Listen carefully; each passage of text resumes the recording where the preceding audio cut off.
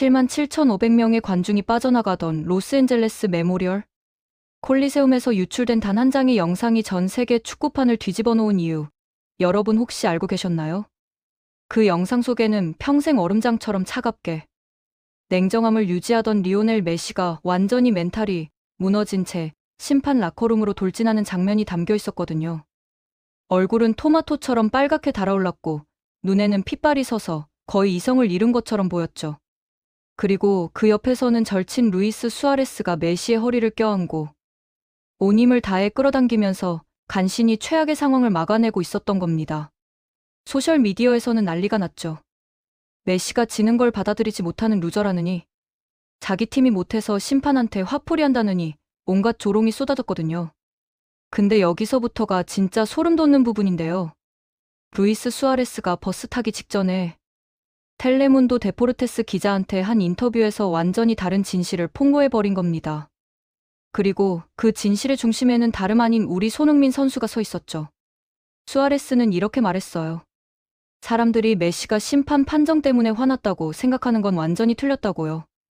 자기는 메시랑 10년 넘게 같이 뛰었고 메시의 저 눈빛을 너무나 잘 안다면서 오늘 메시는 심판한테 화난 게 아니라 자기 자신의 무력함에 분노하고 있는 거라고 정확하게 짚어낸 겁니다. 그리고 그 무력함을 만들어낸 사람이 바로 손흥민이었다는 거죠. 여기서부터 본격적으로 팩트 폭격 들어갑니다. 수아레스가 제시한 통계를 한번 보시죠. 메시는 이 경기에서 4번이나 슈팅을 때렸는데 유효 슈팅은 단 하나도 없었어요. 제로입니다. 제로. 그리고 패스 성공률은 메시한테는 거의 있을 수 없는 일인 73%까지 떨어졌죠. 메시가 평소에 어떤 선수인지 아시잖아요? 패스 성공률이 90%는 기본으로 찍고 들어가는 선수거든요. 근데 73%라니요. 이게 얼마나 처참한 수치인지 아시겠죠? 그런데 이게 다가 아니에요. 수아레스는 더 충격적인 사실을 폭로했습니다. 메시를 가장 무너뜨린 건 0대 3이라는 스코어가 아니었다는 거예요. 진짜 메시를 미치게 만든 건 손흥민이 피치 위에서 다름 아닌 메시 자신의 플레이를 완벽하게 재현해냈다는 사실이었죠. 스포츠 심리학에서는 이걸 거울 효과라고 부르는데요. 쉽게 말하면 자기가 평생 독보적으로 잘해왔던 걸 남이 자기보다 더 잘하는 걸 보는 거거든요. 이게 얼마나 끔찍한 경험인지 상상이 되시나요? 지난 15년 동안 축구계에서 걸어 다니면서 주변을 살피고 중원 깊숙이 내려와서 공을 배급하다가 순간적으로 킬 패스를 꽂아 넣는 예술의 마스터는 단 한 명, 리오넬 메시였습니다. 근데 오늘 로스앤젤레스에서는 손흥민이 바로 그 예술을 한치의 오차도 없이 완벽하게 시연해낸 거예요. 전반 37분에 손흥민이 여유롭게 걸어 다니면서 마이애미 수비수 4명을 끌어들인 다음에 마르티네즈한테 칼 같은 킬 패스를 찔러 넣는 걸 본 순간 메시는 자기가 왕의 지팡이를 빼앗겼다는 걸 직감했다는 겁니다. 여러분 이거 진짜 미친 거 아닌가요? 메시가 평생 자기 전매 특허로 써먹던 플레이를 손흥민이 메시 눈앞에서 메시보다 더 완벽하게 해낸 거잖아요. 이게 메시 입장에서는 얼마나 굴욕적이었을지 상상이 되세요? 자기가 15년 동안 독보적으로 잘해왔던 걸 누군가가 자기보다 더 잘하는 걸 눈앞에서 지켜봐야 하는 기분이요. 그것도 그냥 누군가가 아니라 아시아 선수한테 말이죠. 유럽 중심의 축구 세계에서 평생을 살아온 메시 입장에서는 이게 정말 받아들이기 힘든 현실이었을 겁니다. 근데 여기서 더 소름 돋는 건요. 손흥민이 단순히 플레이메이킹만 잘한 게 아니라는 거예요.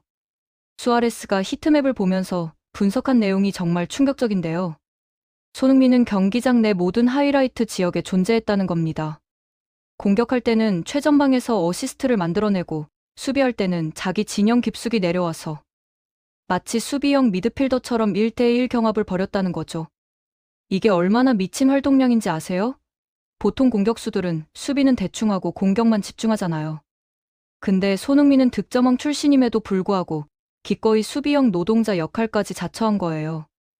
이런 헌신적인 플레이가 바로 한국 축구의 DNA거든요. 우리는 어릴 때부터 팀을 위해 뛰라고 배우잖아요. 개인의 영광보다는 팀의 승리가 우선이라고요. 근데 남미나 유럽 선수들은 그렇지 않아요. 특히 메시 같은 슈퍼스타들은 수비는 다른 선수들한테 맡기고 자기는 공격만 집중하는 게 당연하다고 생각하죠. 그래서 손흥민의 이런 플레이가 인터 마이애미 중원을 완전히 붕괴시켜 버린 겁니다. 메시는 미드필더들한테서 공을 받을 수가 없었어요. 왜냐하면 손흥민이 중원을 완전히 장악해서 메시한테 가는 패스 루트를 100% 차단해버렸거든요. 그 결과 메시는 공을 한 번이라도 만져보려고 골문에서 50m나 떨어진 하프라인까지 내려와야 했다는 겁니다. 여기서 정말 소름 돋는 게 뭐냐면요.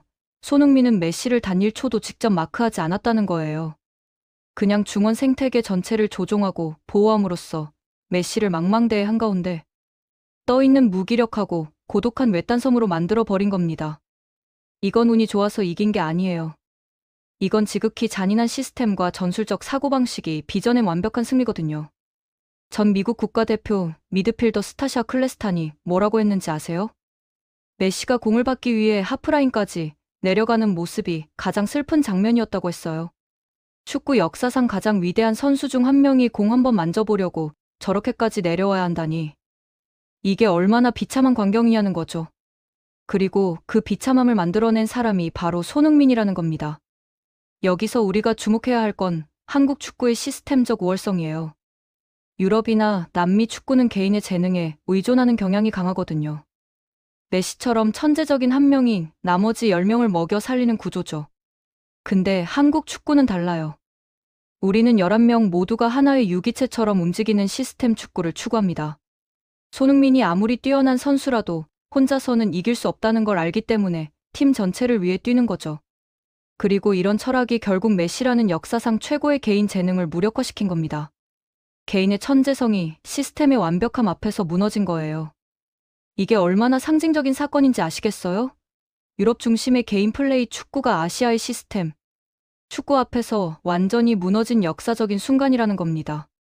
수아레스의 인터뷰 마지막 부분은 정말 압권이었는데요.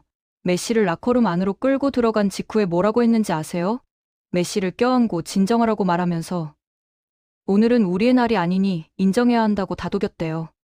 오늘 상대팀에는 진짜 괴물이 뛰고 있었다는 사실을 받아들여야 한다고요. 그리고 이어서 한 말이 정말 소름 돋는데요. 내일 아침 팬들과 언론은 감독의 전술적 실수를 비난하거나 마이애미 수비진을 욕할 수도 있지만 핵심적인 진실은 손흥민이 이토록 완벽한 폼의 정점에 도달하고 폭풍 같은 스피드의 체스 그랜드 마스터의 고요한 두뇌까지 결합된다면 이 무대의 그 어떤 선수도 그를 막을 수 없다는 거라고 했어요. 메시의 동료이자 절친인 수아레스가 그것도 10년 넘게 같이 뛴 사이가 이렇게 인정한 거예요. 손흥민은 막을 수 없다고요. 여러분 이게 얼마나 대단한 일인지 아시겠어요? 8발롱도르 수상자 메시의 절친이 우루과이 축구 역사상 최고의 스트라이커 중 한 명인 수아레스가 직접 손흥민을 막을 수 없는 괴물이라고 인정한 거예요. 이건 단순한 립서비스가 아니에요. 피치 위에서 직접 겪어본 사람만이 할 수 있는 진심 어린 고백이거든요. 전 잉글랜드 국가대표팀 스포츠 심리학자인 피파 그레인지 박사는 뭐라고 했냐면요. 수아레스의 말이 전적으로 옳다면서 압도적인 개인의 자아가 비슷한 스타일을 구사하지만 훨씬 더 효율적인 다른 개인에 의해 침해당할 때 뇌는 분노로 반응하게 된다고 설명했어요. 심판은 그 상처 입은 자아를 위한 분출구였을 뿐이고 손흥민은 메시를 상대로 진정으로 고차원적인 심리전을 펼쳤다는 겁니다. 심리전이요, 여러분. 손흥민이 메시한테 심리전을 펼친 거예요. 그것도 성공적으로요. 메시를 멘탈 붕괴까지 몰고 간 거잖아요. 이게 얼마나 무서운 일인지 아세요? 메시는 평생 압박 속에서도 냉정함을 잃지 않는 선수로 유명했거든요. 챔피언스리그 결승전에서도 월드컵 결승전에서도 얼음장 같은 침착함을 유지했던 선수가 손흥민 때문에 완전히 이성을 잃고 심판한테 돌진한 거예요. 이 경기 이후에 유럽 언론들이 뭐라고 했는지 아세요? 영국의 가디언지는 손흥민이 북미 축구의 새로운 왕이라고 선언했어요. 스페인의 마르카는 메시 시대의 종말을 고하는 상징적인 경기였다고 평가했죠. 프랑스의 레키프는 손흥민이 메시의 왕좌를 빼앗았다고 대서특필했고요. 근데 여기서 진짜 중요한 건요. 이게 단순히 손흥민 개인의 승리가 아니라는 거예요. 이건 한국 축구 전체의 승리거든요. 우리가 어릴 때부터 배워온 팀워크, 헌신, 끊임없는 노력이라는 가치가 유럽의 개인주의 축구를 이긴 거라고요. 유럽 선수들은 어릴 때부터 개인 기량 개발에만 집중하거든요. 나만 잘하면 된다는 마인드셋이죠. 근데 한국 선수들은 달라요. 우리는 팀을 위해 뛰는 법을 배우고 동료를 위해 희생하는 법을 배우고 끝까지 뛰는 법을 배우거든요. 손흥민이 득점왕 출신임에도 불구하고 수비까지 헌신적으로 하는 이유가 바로 여기에 있어요. 그리고 이런 철학의 차이가 결국 승패를 갈랐다는 겁니다. 메시는 자기만 잘하면 된다고 생각했어요. 수비는 다른 선수들이 알아서 하고 자기는 공격만 집중하면 된다고 생각한 거죠. 근데 손흥민은 달랐어요. 공격할 때는 공격수로, 수비할 때는 미드필더로 완벽하게 역할을 소화한 겁니다. 이게 바로 한국 선수와 유럽 선수의 차이예요. 여기서 우리가 놓치지 말아야 할 또 하나의 포인트는 바로 멘탈의 차이입니다. 메시는 자기가 지배하지 못하는 상황이 오자마자 멘탈이 무너졌어요. 심판한테 돌진할 정도로 이성을 잃었죠. 근데 손흥민은 어땠나요? 경기 내내 침착하게 자기 역할을 수행했어요.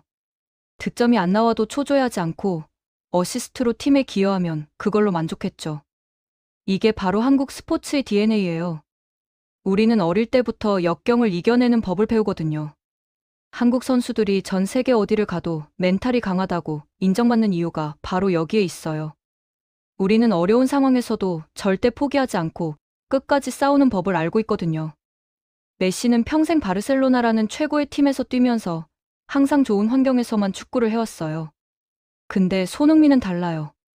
함부르크에서 고생하고 레버쿠젠에서 인정받지 못하고 토트넘에서도 처음에는 적응하지 못해서 욕먹었잖아요. 그런 역경을 전부 이겨내면서 지금의 손흥민이 된 거예요. 그래서 이 경기는 단순히 손흥민 대 메시의 대결이 아니었어요.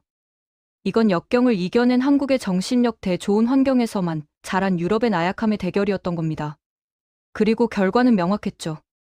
한국의 정신력이 압승을 거둔 거예요. 여기서 더 놀라운 건요. 손흥민의 나이를 생각해 보세요. 손흥민은 이제 30대 초반이에요. 축구 선수로서는 전성기가 지나가는 시기죠. 근데 메시는 아직도 세계 최고 수준의 기량을 유지하고 있는 선수잖아요. 그런 메시를 전성기가 지난 손흥민이 완전히 압도한 거예요. 이게 무엇을 의미하냐면요.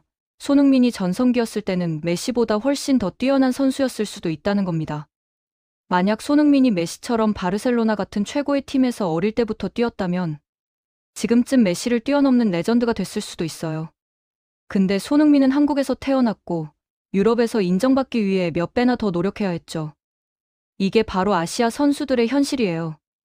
유럽이나 남미 선수들은 그냥 재능만 있으면 알아서 좋은 팀에서 뛸 기회가 주어지거든요. 근데 아시아 선수들은 재능이 있어도 그걸 증명하기 위해 몇 배나 더 노력해야 해요. 편견과 차별을 이겨내야 하고 언어 장벽도 극복해야 하고 문화적 차이도 받아들여야 하죠.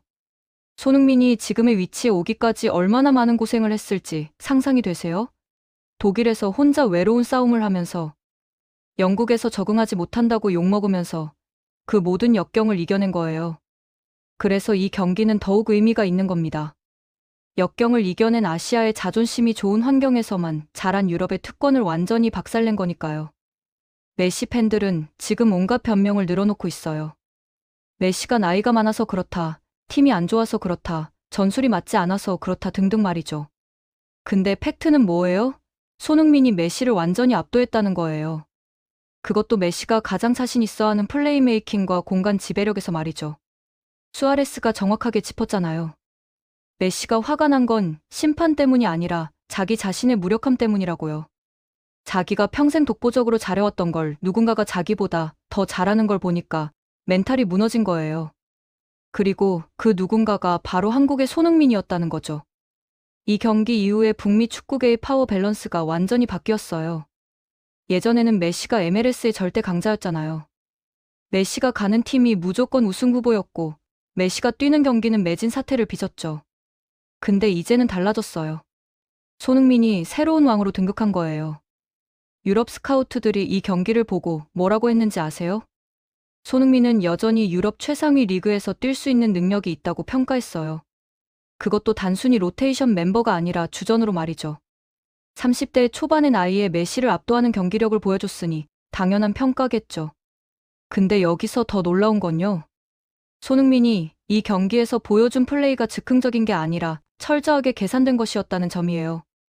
경기 전 인터뷰에서 손흥민은 메시의 플레이 패턴을 완벽하게 분석했다고 밝혔거든요. 메시가 어떻게 움직이고, 어떻게 공간을 만들고, 어떻게 패스를 배급하는지 전부 연구했다는 거예요. 이게 바로 한국 선수들의 강점이에요. 우리는 재능만으로 승부하지 않아요. 철저한 분석과 준비를 통해 상대의 약점을 파고들죠. 손흥민이 메시를 이긴 건 단순히 그날 컨디션이 좋아서가 아니에요. 철저한 준비와 분석을 통해 메시의 플레이를 완벽하게 무력화시킨 거예요. 메시는 평생 상대 팀들이 자기를 연구하고 막으려고 하는 걸 겪어왔어요. 근데 대부분의 팀들은 실패했죠. 왜냐하면 메시의 재능을 막기에는 준비가 부족했으니까요. 근데 손흥민은 달랐어요. 메시의 모든 움직임을 예측하고 메시가 공을 받기도 전에 패스 루트를 차단했죠. 이건 단순한 수비가 아니라 고차원적인 전술적 대응이었던 겁니다. 그리고 손흥민은 거기서 멈추지 않았어요. 메시의 플레이를 막는 것에서 그치지 않고 메시의 플레이를 자기가 직접 재현해냈죠. 이게 얼마나 잔인한 심리전인지 아시겠어요?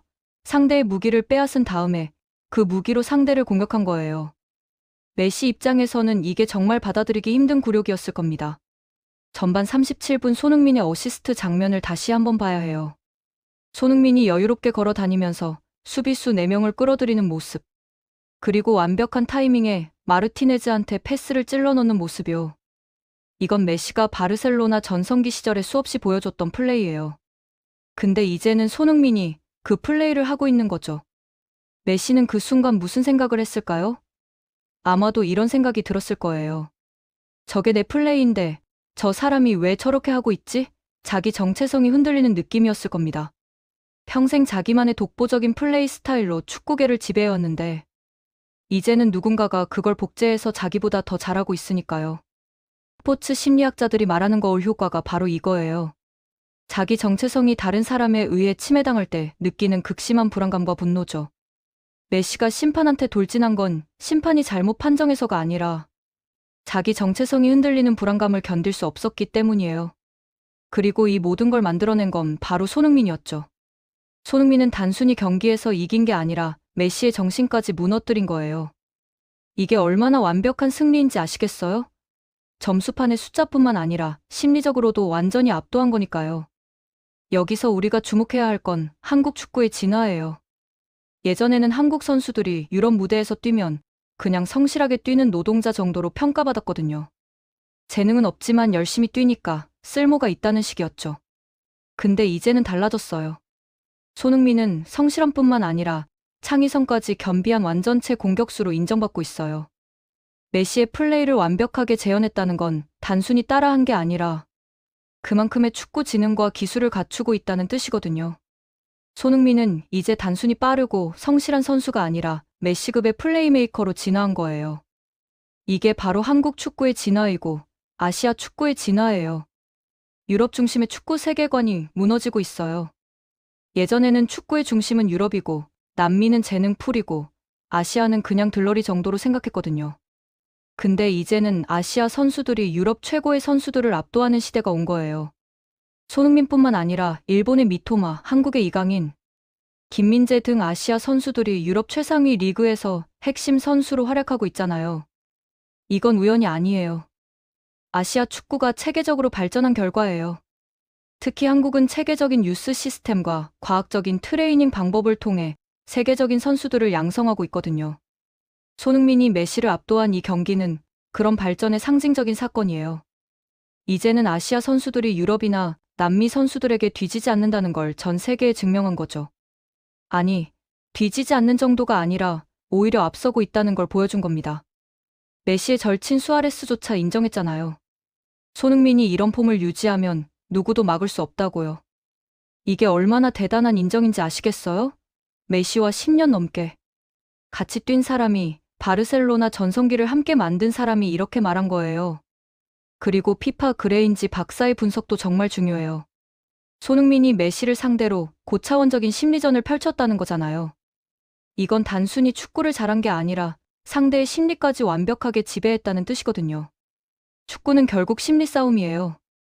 상대보다 더 침착하고, 더 집중하고, 더 강한 멘탈을 가진 사람이 이기는 거죠.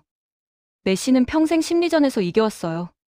챔피언스리그 결승전에서도 월드컵 결승전에서도 흔들리지 않는 멘탈로 승리를 이끌어냈죠. 근데 손흥민한테는 무너진 거예요.